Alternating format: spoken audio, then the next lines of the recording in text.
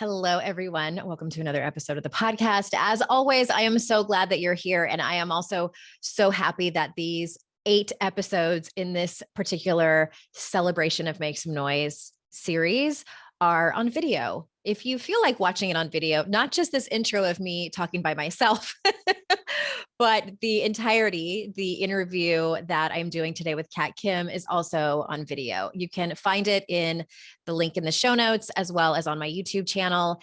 And I really love this format. I don't know how I would feel about getting dressed up all the time, but, and having to like get out of my pajamas. But if you're watching this on YouTube, this is the setup. My dog is right over there gagging. I'm not sure if she's about to throw up or not, but this is a common occurrence in my office. And she's getting up there in years. If you watch my Instagram stories, you know Giselle, but she's getting up there in years and she's been sneezing a bit more and coughing, old age stuff. I think I still have a few years left of her to stick around. But yeah, this is my setup. I have this big fancy mic that is on an arm. I have my ring light in front of me, which you can't see, but this is it. This is where all the magic is made. And I'm excited to kind of give you a sneak peek of what that looks like. I want to tell you, if you haven't heard, I know I've been talking about it ad nauseum, but there's always the handful of people that haven't heard it yet. So please bear with me. The bonuses for pre-ordering Make Some Noise are so fantastic. I'm so proud of these bonuses. Today, I'm going to remind you that the workbook is available. And all of the bonuses, if you already pre-ordered it and you haven't claimed your bonuses, go to AndreaOwen.com/MSN. If you have not pre-ordered it yet, go to AndreaOwen.com/noise. And that's where you can find out, pick if you want to get it on audiobook or print or ebook or what have you. And I want you to be able to grab your free bonuses. The workbook, I thought originally it was 40 something pages. That's what it was when I gave it to the designers in the Google Docs, full of questions. I ask over 250 questions in this book. Holy moly. I'm inviting you essentially to learn how to coach yourself. And when the designers finished it, it's like 60 something pages. It's gorgeous. It's so organized and it's fillable. If you want to just do it on your computer, make sure you save it first. Or you can print it out. I love a good printed workbook. I know that it's not as nice to the environment. However, I think when it is for your own personal development, and if you're going to actually use it, I tend to give the nod. I give the nod. I find that it's more powerful for me. And I believe there is research that shows this, that we tend to retain more information. And in my humble opinion, things just feel more meaningful when we write it with our own hand. There's something about doing that. And I wanted to give you the space to be able to do that because there's not room in the book. There's just not, unless you write very tiny in the margins. But this workbook, I'm certainly going to use it. We're going to go through part of it in the book club. And I can't wait for you to get your hands on it. Again, AndreaOwen.com/noise. If you still need to pre-order the book, AndreaOwen.com/MSN. If you have already bought it and you need to grab your bonuses, there's more stuff in there than that, but I just wanted to tell you about the workbook. All right. We have Kat Kim on the show today. She is fantastic. I cannot wait for you to hear her story. You'll get a glimpse of it as I read her bio. I'm like pointing at the screen. So if you're watching this on YouTube, I just do this because I'm emphatic. I am emphatic about so many things. So this is just my mannerisms. All right. Kat Kim is a spiritual teacher, leadership coach, and founder of the School of Divine Confidence, an online school that offers spiritual training and confidence coaching to rising women leaders and change makers across the world. As a former crack addict and convicted drug offender facing 3 years in state prison, Kat battled addiction, abuse, and depression to come out on the other side.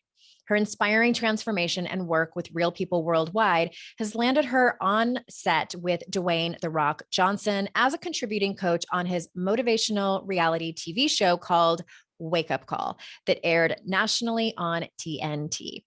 Today, Kat continues to impact thousands of people using her bold and unconventional presence to help them build unshakable confidence in knowing who they are and what they're here to do. So without further ado, here is Kat. Kat, welcome. Thank you so much for being on the show. I'm so excited to be here. I am so excited to have you. We were chatting beforehand and I was talking about how I found you and knew that you were perfect for this audience. And I can't wait to jump in. So we're going to talk about power. We're going to talk about confidence, but I want to start by asking you, how did you get here? Like, were you a child and always knew, like, when I grow up, I want to be work in the women empowerment space and talk about power and confidence, or was there another path that brought you here? Yeah, no, actually my story really began when I was 6 years old. And when I was 6 years old, my mother began feeding me diet pills. Oh my And gosh. I was, I wasn't old enough, or I didn't have the cognitive skills to understand that this is really messed up, but I just remember just barely being tall enough to look over the kitchen counter. One day I had my hands on the kitchen counter like this, and I was looking up at my mom, and she was at the cutting board, and she was cutting the pills in half.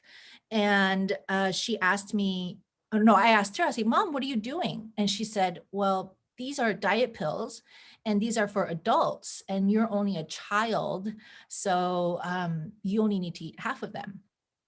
So I just kind of accepted everything about that situation without even like questioning it or anything. Basically, that there's something wrong with me and my body, and that I Mhm. need something outside of me to be fixed.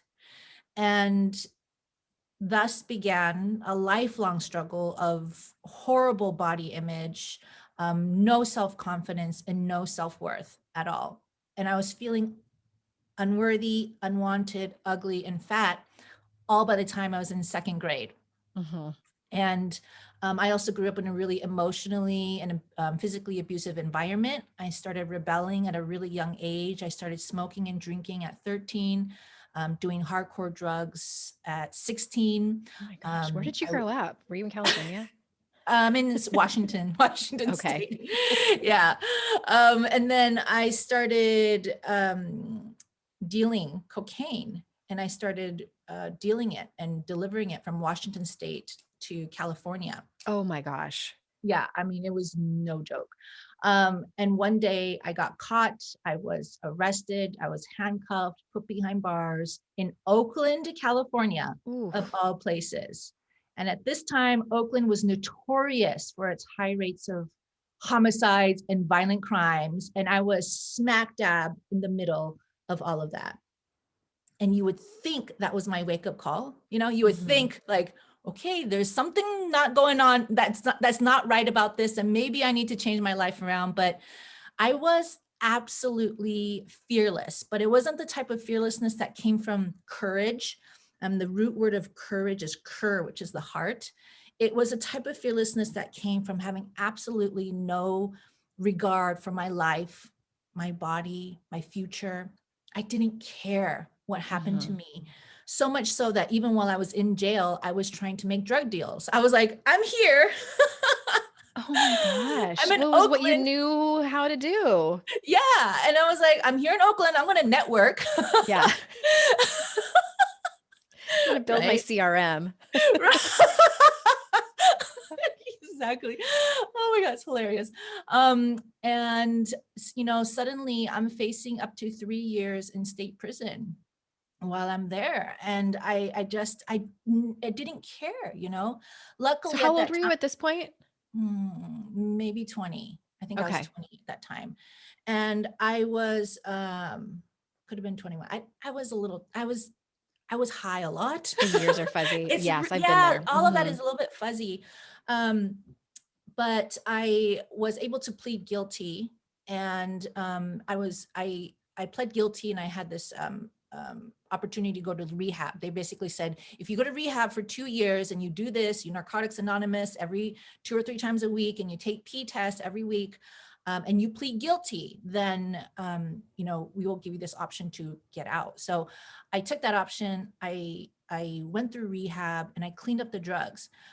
But this feeling of not being worthy, not accepting myself, this feeling of just self-hatred, it stuck Mhm. with me. It didn't go away. So it began to manifest in different ways in my life. So even though I cleaned up the drugs, I started getting involved in really emotionally abusive relationships with men that completely sucked the life out of me. And this entire time, Andrea, I hated the way I looked. I walked around like I was the ugliest, just meanest bitch in town.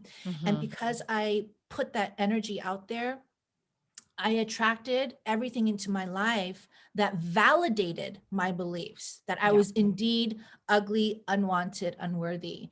And it wasn't even until many years after being arrested and going to jail that I was in a very toxic relationship with a man. I was very depressed. I mean, I couldn't even get out of bed. I was in bed pretty much all day on the couch, really.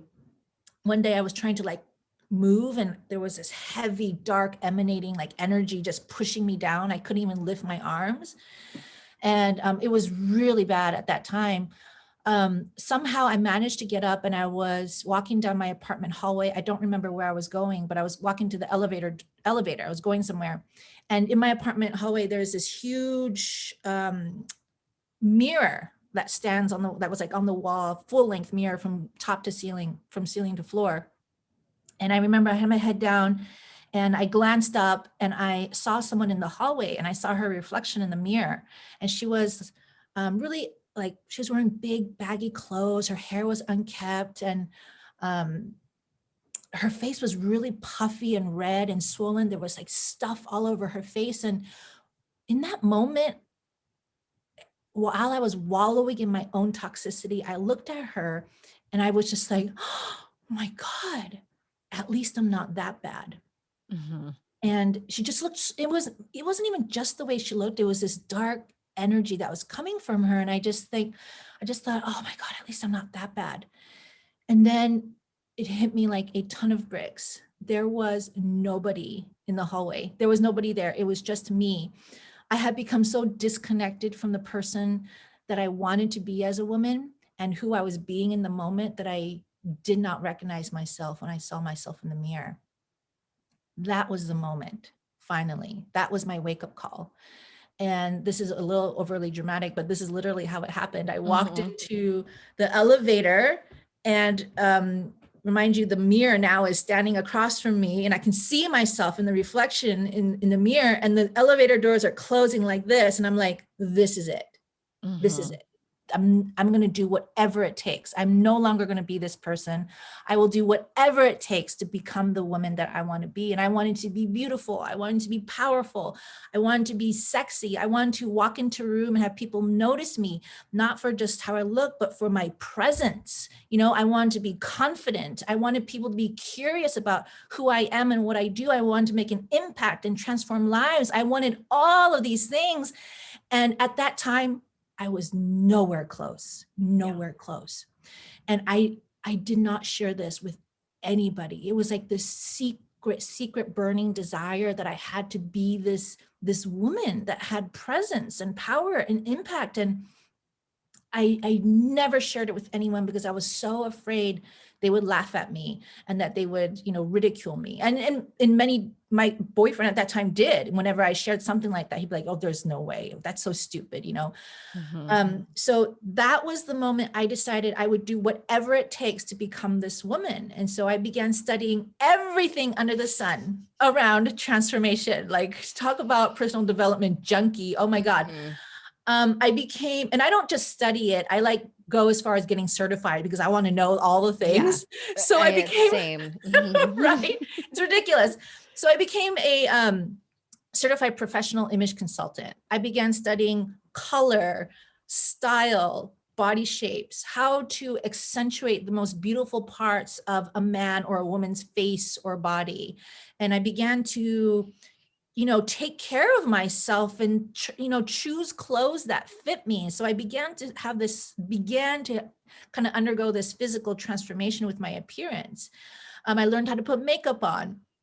And then I became a nationally certified personal trainer because I wanted to understand what the physical body goes through when it undergoes transformation. So I studied nutrition, biology, all the things that are required to transform the physical body. And I lost a bunch of weight. And then I became a transformative life coach. And I underwent this 3-year training program where I began to understand the power of the mindset and how our thoughts are really connected to our behavior and thus our results, right? You know, all of this. And interestingly, this quest for transformation on the outside kept taking me deeper and deeper inside into the world of spirituality and metaphysics and energy and quantum physics. And what I discovered is that everything we are seeking in the outside world, whether it's more money, better relationships, better health, whatever that physical representation thing is in the outside physical world, it cannot exist and it does not exist unless it exists in the metaphysical world, which is with our thoughts and our consciousness and our hearts. And of course, I became obsessed about this, and I'm now a licensed spiritual practitioner. I have one foot in the ministerial path. I mean, I'm so like, you know, I just became so passionate because what I realized, Andrea, is the more that I began going deeper and deeper and deeper and like peeling back the layers, I realized something that I was not expecting. And I did not even want this. And when I realized it, I was like, oh, fuck, please do not. Like, I don't want to do this thing, but it became this thing, that the source of all things is spirit.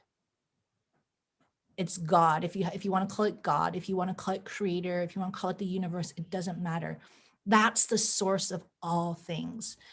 And without that relationship with that source, then you're going to really suffer trying to make things happen in the outside world. It all starts with that relationship with source. And for me, that's what divine confidence is, and why I started a school called the School of Divine Confidence. And I define divine confidence as having unshakable faith in knowing who you are and what you're here to do, regardless of what's going on in the world outside of you. And so that means regardless of how much money is in your bank account, regardless of the number on the scale, regardless of who's the president, it doesn't matter. That's the physical shadow representation of what's already in the mind and the heart. Regardless of all of those things, if you have an unshakable faith in knowing who you are and what you're here to do, that is divine confidence.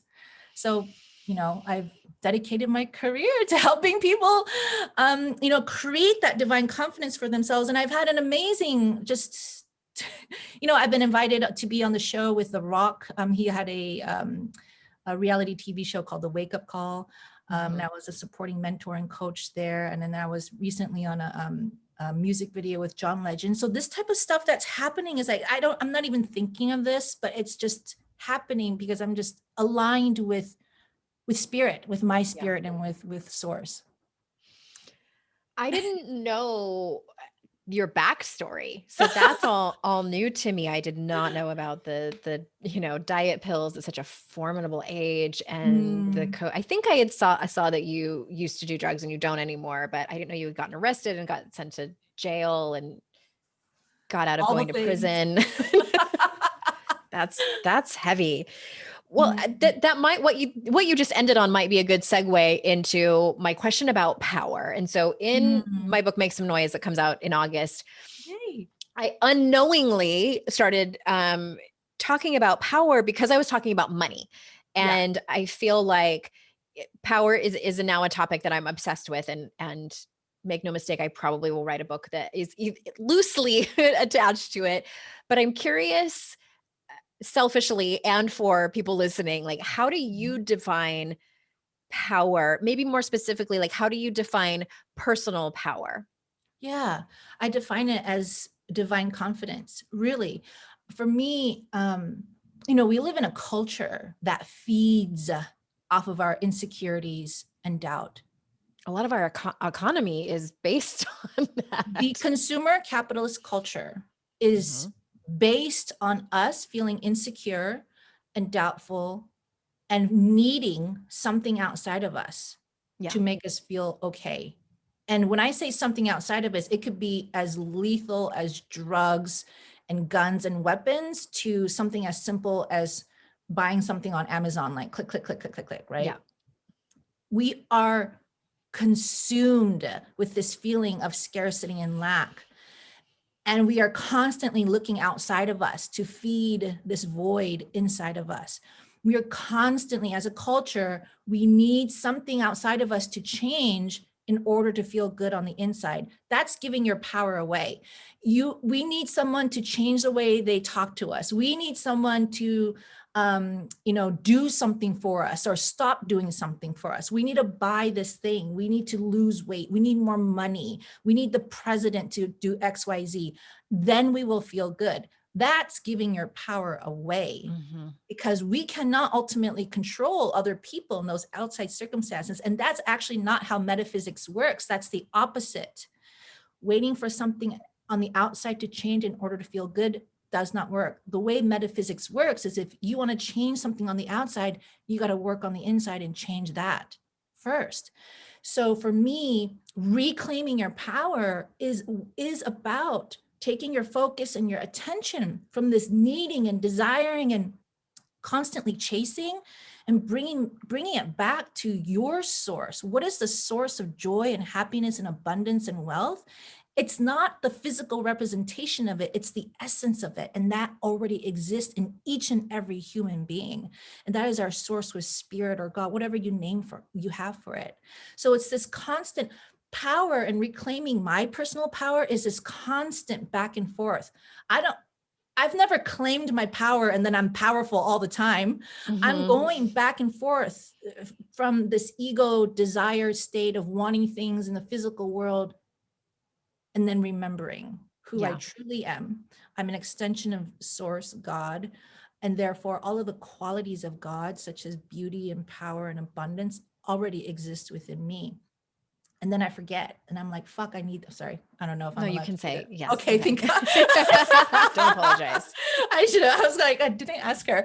And then I'm like, oh my God, I need this thing, and I don't feel good without this thing. And then my practice brings me back to, I already have the essence of that thing, that power, that beauty. It's all here. It's all here. And the beautiful thing about this, when you really study metaphysics and quantum physics, is when you are being present to beauty and power and confidence and connection, when you're feeling that and generating that within yourself first, then the physical world will align, not by a miracle, not by hoping, not by, oh, God did this for me, by law, by spiritual law. There's no other way. There's no other way that the physical world outside of you will not align with your joy and peace and power if you're not feeling it. If you're feeling it, the physical world will transform. Okay. Well, we've touched on it a little bit, and I would love to hear you talk about self-confidence, specifically for women. And if you wouldn't mind talking about like what advice you would have for women who are struggling with it, especially those who are maybe a little bit more new to spiritual work, who are kind of just like dipping their toe in.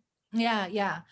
So, one of the things that I help my clients do, and this is really important, of course, it's about reclaiming your power, paying attention to when you feel like you need something outside of you in order for you to feel good. That's not confidence. That's like when you're attached. Codependent relationship with something out there.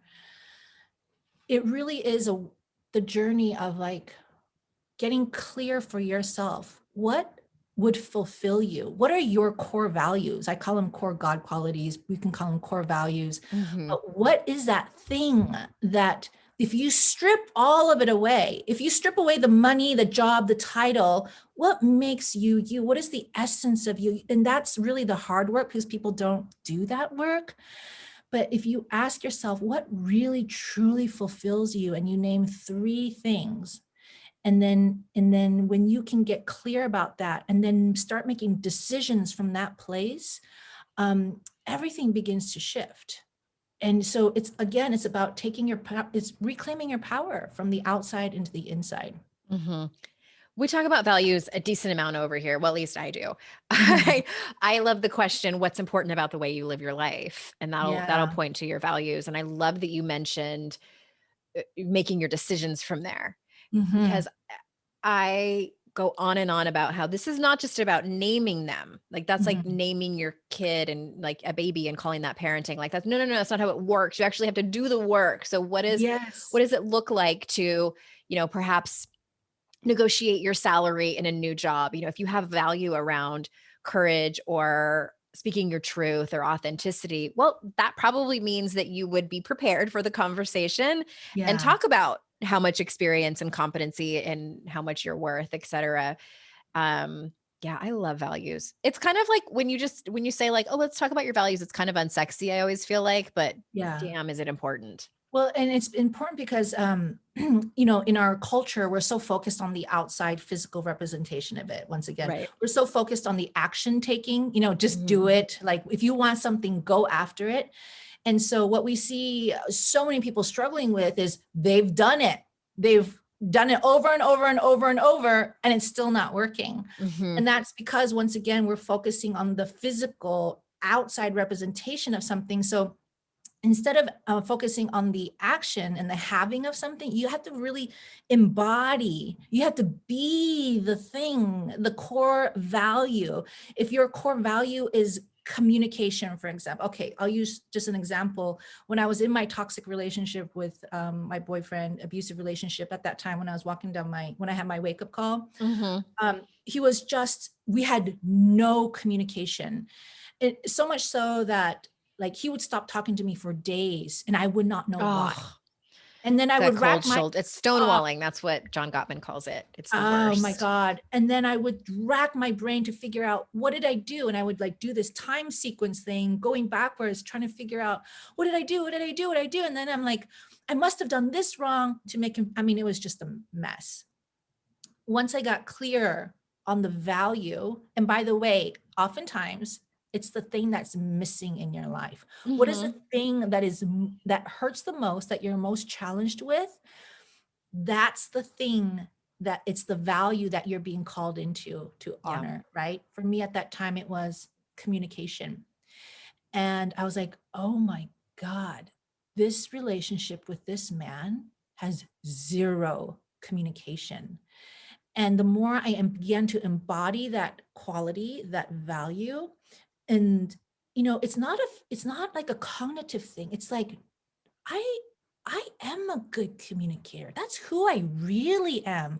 I just wasn't being that.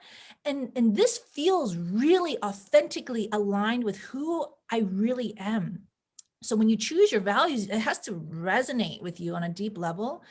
And when I began to embody and be this person who communicates well and values communication, it became so clear to me that this man was not the right man for me. Mhm. That's when after years, that's finally when was able to like see, oh, he doesn't align with my values, and I need to let him go.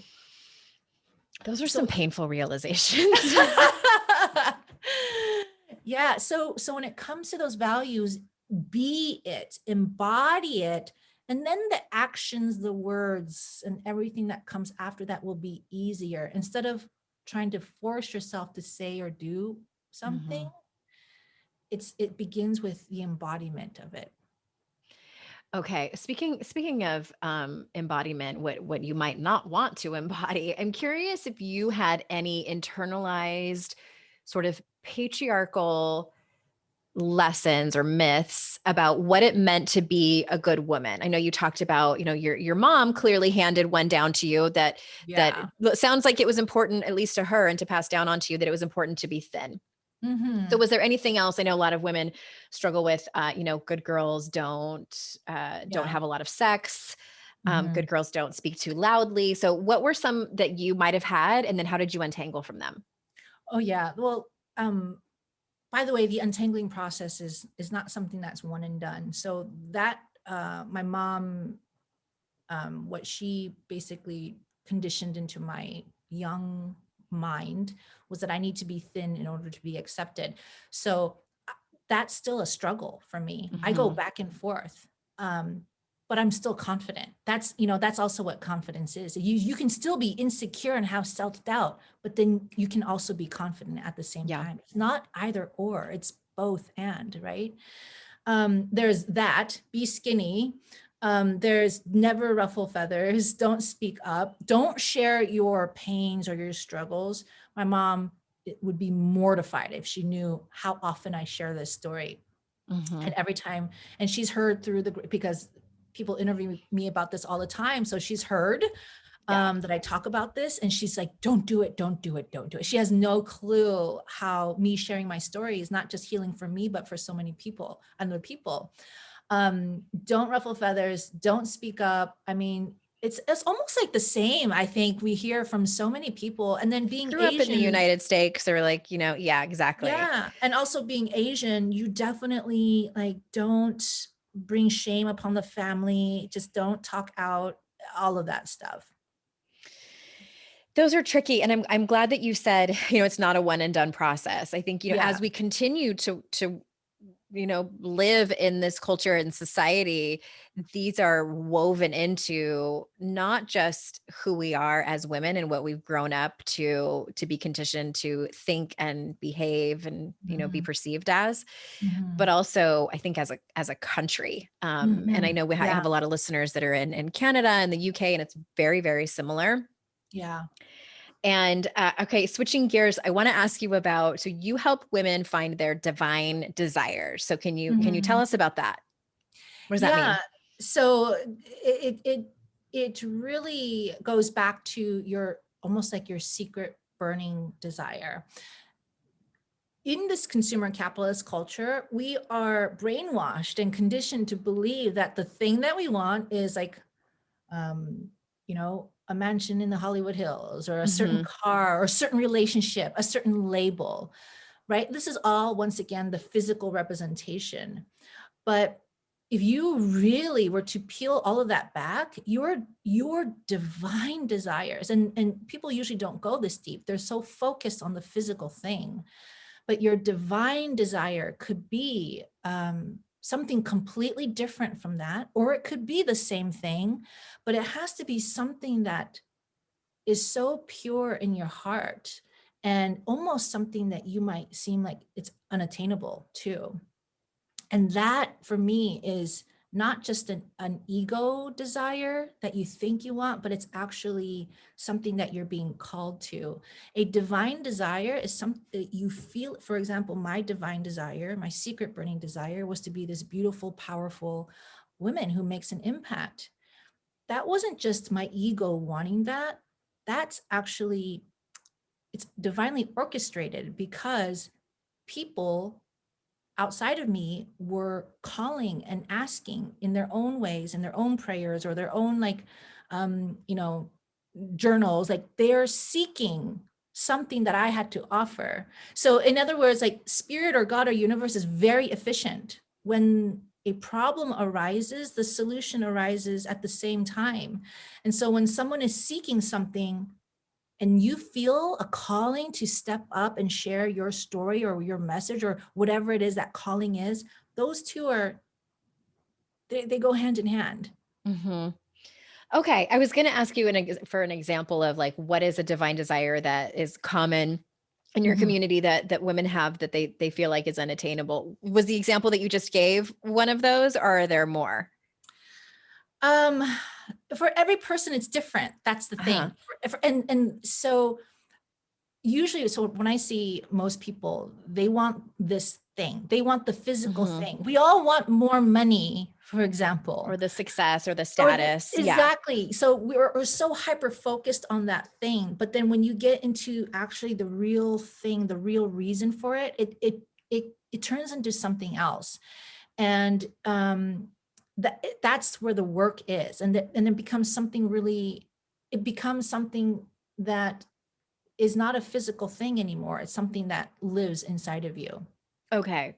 Okay, Yeah. that's interesting. Because when you first started talking about that, I started thinking about my own. Like, if you strip it all away, like if you strip Yeah. success and money, all that away, at its foundation, at its core, all Yeah. my divine desire is to love and to be loved. Like, that's it. Like, Yeah. that's immediately, but I feel like that's probably most people's, like, that's just part of the human It's not. experience. It's not. I really? Yeah. And that's the cool thing, because it's not just for you, it's love. For me, Yeah. it's beauty and power. Okay. I have that too. But if I had to rank them, Yeah. Yeah. The work that I've done, and I've done this so many times with people, there's like three top core qualities. So we can use the word values, but values is a little bit more surface level, but they're core qualities, the way that you are created to express yourself in the world. okay. Beyond, it's beyond you. It's like spirit wants to express itself, and it's going to express itself through me, through beauty and power and ease. Now, when I'm not aligned with that, when I'm not feeling beauty, whether it's physically or the essence of it, when I'm not feeling powerful, I'm totally out of alignment. I'm out of alignment, and everything becomes difficult in my life, and I just hate life. Yeah. Right? Yeah. Right? Where you And feel so, like you're forcing it or doing like shoulds and things like yeah, that. yeah, and everything just sucks. And so for me, it's always coming back to beauty and power and ease. But it took a little bit of work for me to identify those three words. It is not just like, oh, I want, it's like really getting to the essence of who you are. Okay. I love the distinction between values and your divine desires, as you call it. And Yeah. I would say mine are love, power, and however, I would need a minute probably of wordsmithing to describe what's one of my biggest desire, love and power, like I said, and also having that be contagious. Like, I want to guide other Mhm. women to finding it within themselves, which is Yeah. luckily what I get to do for a living. So maybe it's Yeah. guidance. I don't know, but it's a fun exercise. You will know when you've hit the right words, when you think about, for example, I am beauty, power, and ease. And if I think about showing up like this in every moment of my life and for the rest of my life, like, and I begin to see the possibilities of what can happen, and you get excited. You're like, oh Excited. my God, Hmm. that excitement is spirit. That's experiencing spirit. That's an Hmm. experience of God, right? Yeah. That's like living. That's like, yes, that's it. That's the same feeling I get when I get an idea to write a book. Yeah. It's also very similar to feeling sexually aroused, although it's not the same thing, but I think it's the Yeah. same chakra that's happening. Yeah. Mm-hmm. Yeah. It's the Absolutely. creativity igniting and all of that. Yeah. I want to ask you about, because I know some of your work is around shame and how that helps women find their self-confidence. So can you talk about that? Yeah. I mean, I think my story is an example of just, everything that happens, and we all have our stories. We all have our secrets. I mean, I share a lot of my secrets, but I still got more. Yeah. And the key is to move away from feeling like you're the victim, like something happened to you. I mean, in many cases, we are victim to, Hmm. toxic masculinity and so many other things that are happening in the world. But there comes a time when you have the volition and you are offered this opportunity to choose. Do you want to keep this narrative, or are you ready to choose something else that will absolutely empower you and propel you into a different place? Everyone has that moment, and that's the moment where we really have to find purpose in the thing that happened to us. Find real purpose. And here's the question that I ask myself, and I call it this, like, it's like the one magical question that helped me actually in that moment when I was in the hallway Hmm. during that time. I asked myself, what needs to happen in the future, or what do I need to create in the future, such that when I look back at this moment, I will be so grateful it happened. Not just grateful, but I will look back at this moment and think, I could not have gotten there without this moment. And there's so much power in that, because that will shoot you out to a different realm, like a Yeah. different, like, it has Another to be, dimension. yes, it has to be big. And that is the calling. That's the Hmm. calling. For me, it was so big. It was like to be on stage, to be beautiful, to do all the people see me now and they have no clue. They have no idea that I was once a fucking crack addict and drug dealer facing 3 years in state prison. But I was that girl. I was a nobody. No one noticed me, you know? But I realized in order to make all of the things that I've been through worth it, I had to turn that, transmute it into what I am now. Oh my gosh, thank you. I could talk to you all day long. I also just want to tag on to that, and that my opinion is that like people don't need to have a rock bottom story. Like you don't need to, Yeah. like be on drugs and face time in state prison. You don't, my story is that my marriage exploded and then I dated an opioid addict who lied about having cancer. Like you don't have to have those moments. It could be just that, you inherited the narrative from your family about what it means to be a good woman. It could be other kinds of trauma. Everybody has trauma. You don't get to a certain age being totally unscathed. Yeah. But it's really about, and I want to underscore too what you said about, sometimes we are victimized. There are atrocities that happen. People behave poorly to us. We behave poorly to other people. It does happen. And then when you heal from it and do whatever it is that you need to do to if you choose to be an advocate for that or an activist, how can you have that be your jumping off point? I think that people need to go through what they need to go through in terms of grief and their emotions and things. But I'll tell you what, like, I'm so grateful for the heartbreak and the trauma that I have been through. Sometimes when I'm paying a lot of money for therapy, I'm like, fuck this. Who do I send the bill to?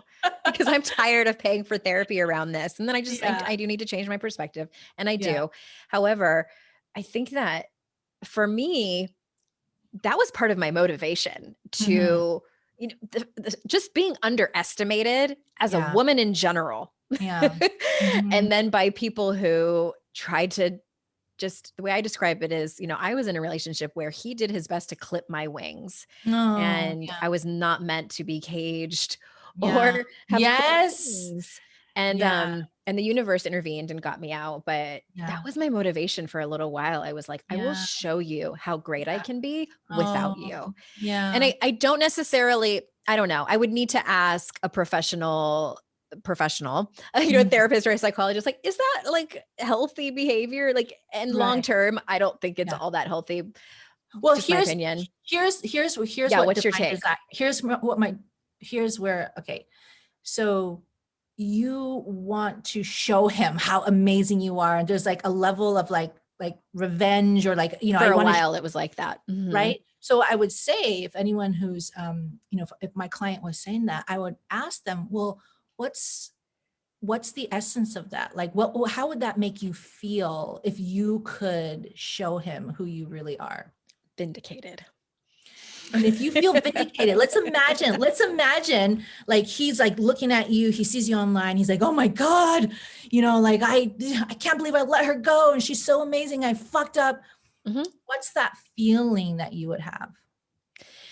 I think it's, and let me use some words to explain this. It's not just one word.